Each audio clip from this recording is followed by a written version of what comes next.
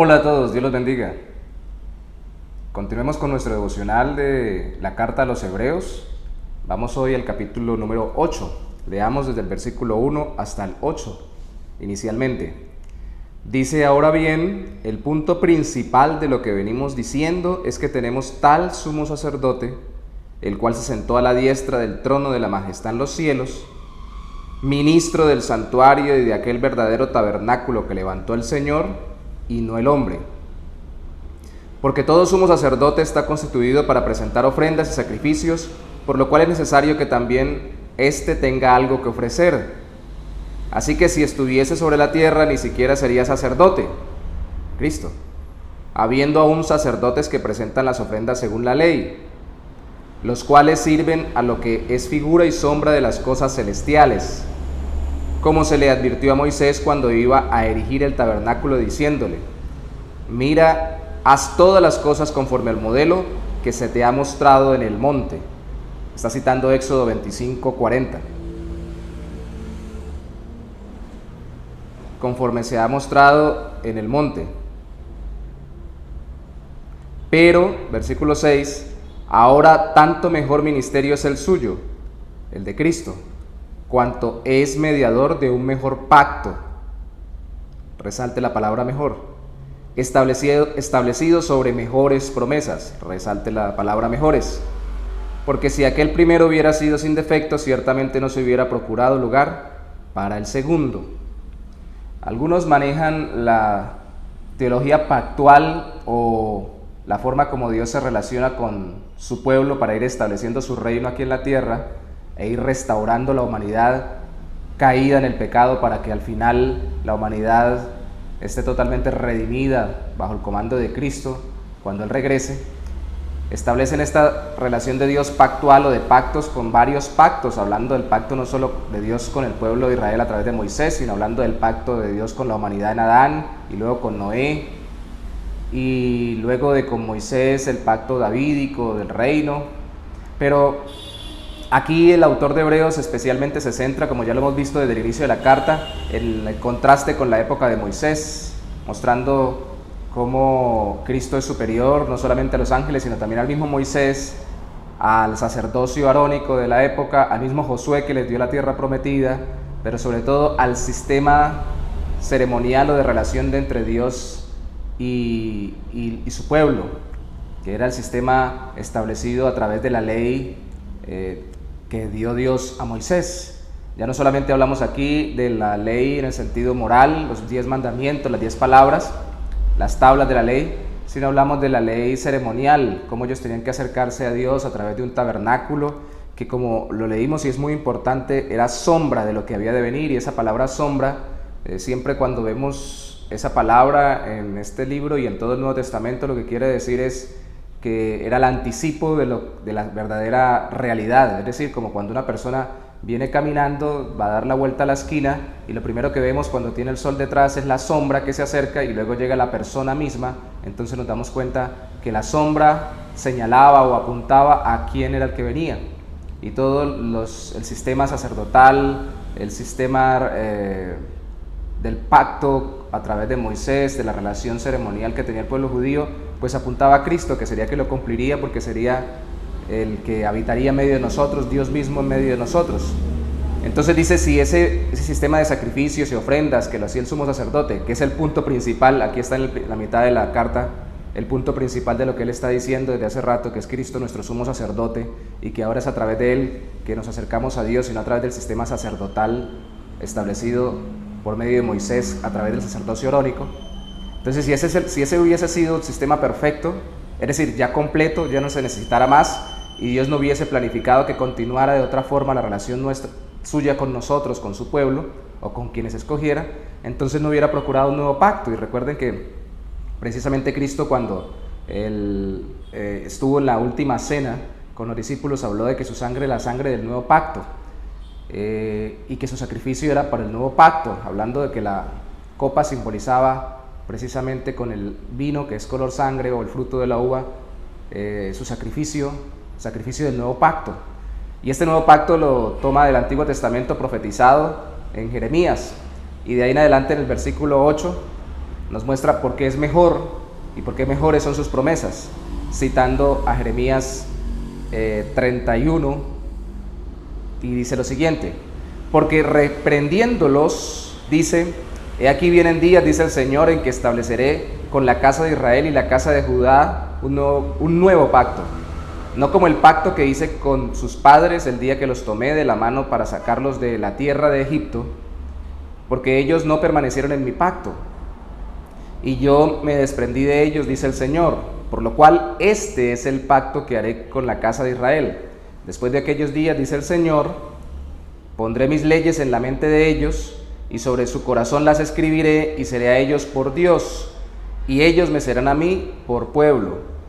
Y ninguno enseñará a su prójimo, ni ninguno a su hermano, diciendo: conoce al Señor, porque todos me conocerán, desde el menor hasta el mayor de ellos, porque seré propicio a sus injusticias, y nunca más me acordaré de sus pecados y de sus iniquidades.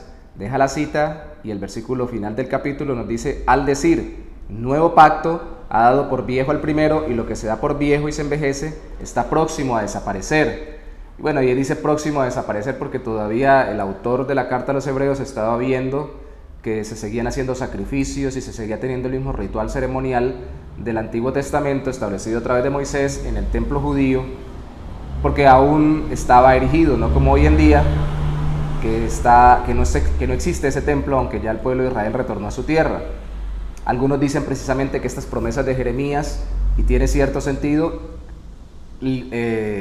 vivencial para el pueblo de Israel, serían cumplidas cuando ellos volvieran a su pueblo, porque Jeremías estaba hablando a los exiliados y cómo Dios los retornaría, y cómo cuando los regresara, por eso dice reprendiéndolos, les amonestaría y haría que ellos caminaran fielmente, porque por su infidelidad era que los había dejado ser exiliados por un pueblo enemigo para que no estuvieran en su tierra.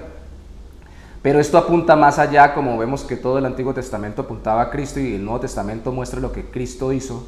Esto apunta a Cristo mismo y a cómo la relación con Dios a través de la fe en Cristo es la relación del nuevo pacto, que tiene mejores promesas. Dice al final el capítulo 8, nuevo pacto, da por viejo el primero, se envejece y está próximo a desaparecer. Este es el nuevo, es mejor, con mejores promesas. Y citando a Jeremías, en los versículos 10, dice: mis leyes en la mente de ellos las pondré, y sobre su corazón las escribiré, en vez de escribirlas sobre piedra, como en el tiempo de Moisés, las leyes, y seré a ellos por Dios. Y aquí ya está hablando directamente con respecto a que la ley moral, aunque por nuestra conciencia nosotros entendemos, por ejemplo, que lo que dice la ley de Moisés, o la ley, o los 10 mandamientos, que el no matar está bien, es decir, que no deberíamos matar y deberíamos proteger la vida. Eso muestra que tenemos una conciencia, un sentido de bien o mal moral que Dios ha puesto en nuestras vidas, por más alejados que estemos de Él. Pero ahora, especialmente por medio de la fe en Cristo, por la obra del Espíritu Santo en nuestros corazones, amamos esa ley, la tenemos como preferente a nuestros propios gustos y a nuestras propias justificaciones o a nuestros propios deseos, y queremos hacer la ley de Dios. Entonces ya no se nos va a estar recordando, mostrándolo desde afuera, sino que van a brillar por medio de la obra del Espíritu Santo a través de la fe en Cristo en nuestro corazón desde dentro. Eso es muy importante, no estar imponiendo a la gente de afuera, sino que le esté primando desde dentro, desde su propio corazón, y eso lógicamente por la obra regeneradora del Espíritu de Dios, al creer el Evangelio. Y ninguno enseñará a su prójimo, ninguno conocerá a su hermano, diciendo: conoce al Señor. Y esto es muy importante, porque bajo este nuevo pacto no es que alguien nos diga las cosas de parte de Dios y nosotros le mandemos a decir al Señor, sino que nosotros tenemos una relación directa con Dios. Conocerlo no es solamente saber los conceptos o tener la información de Dios, es tener una relación con Él. Recuerden que la palabra conocer se utilizó en el Antiguo Testamento y se utilizó antiguamente no solo para poder tener información de alguien, sino para poder tener relación con alguien. Y en este caso, tener relación con Dios es el resultado del nuevo pacto. No es que yo tengo un encargado que va por mí delante de Dios y viene de parte de Dios para decirme algo a mí que Él me mandó a decir. Yo directamente tengo relación con Él. Cierto, Cristo es nuestro sumo sacerdote, Él es nuestro intermediario, pero en este nuevo pacto nosotros, por medio de la fe en Él, directamente vamos a la comunión con Dios. Él nos abrió a través de su sacrificio el acceso directo a Dios. Entonces tenemos la ley en nuestros corazones, acceso directo a Dios para conocerlo a través de la oración, de su palabra, de la relación con Él, del congregarnos y de aplicar todo lo que Él nos enseña a través de la comunión con Él en nuestras vidas. Y dice el versículo 12, seré propicio a sus injusticias y nunca más me acordaré de sus pecados y sus iniquidades. Esta es la parte legal, la justificación. Ya no se vuelve a acordar Dios de nuestras injusticias ni de nuestros pecados, porque Cristo pagó con ellos, por ellos, con su sangre o con su sacrificio en la cruz en nuestro lugar. Es mejor pacto, es mejor promesa. ¿Por qué querrían los hebreos regresar, los judíos que habían salido, los que se habían salido del judaísmo a ser cristianos, regresar de nuevo al judaísmo, al sistema sacerdotal antiguo, al sistema hebraico? Porque el corazón de quien no se ha convertido tal vez quiere volver atrás, y porque el corazón del creyente, cuando se descuida en cultivar su comunión con Dios y estas buenas promesas de convicción, relación y justificación o perdón no son presentes en su vida, pues tiende a retroceder a lo que el mundo le enseña religioso, filosófico o mundanamente o pecaminosamente. Démosle gracias al Señor porque en Cristo tenemos una relación con Dios. Tenemos en nuestro corazón al Espíritu Santo que nos da el amor por su palabra y por su ley, no para que nos perdone, sino porque ya nos perdonó y queremos ser cada día más como Él, y que tenemos justificación, vida eterna, perdón por la obra de Cristo. Señor, te damos gracias.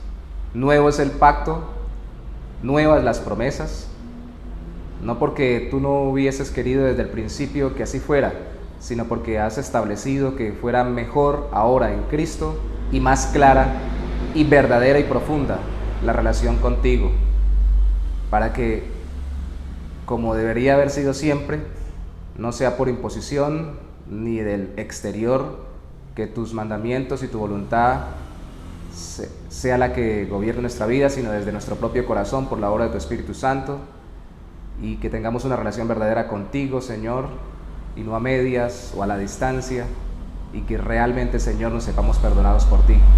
Todo por la obra de tu Hijo Jesucristo. Gracias te damos en esta hora, en el nombre mismo de Jesús. Amén. Dios los bendiga.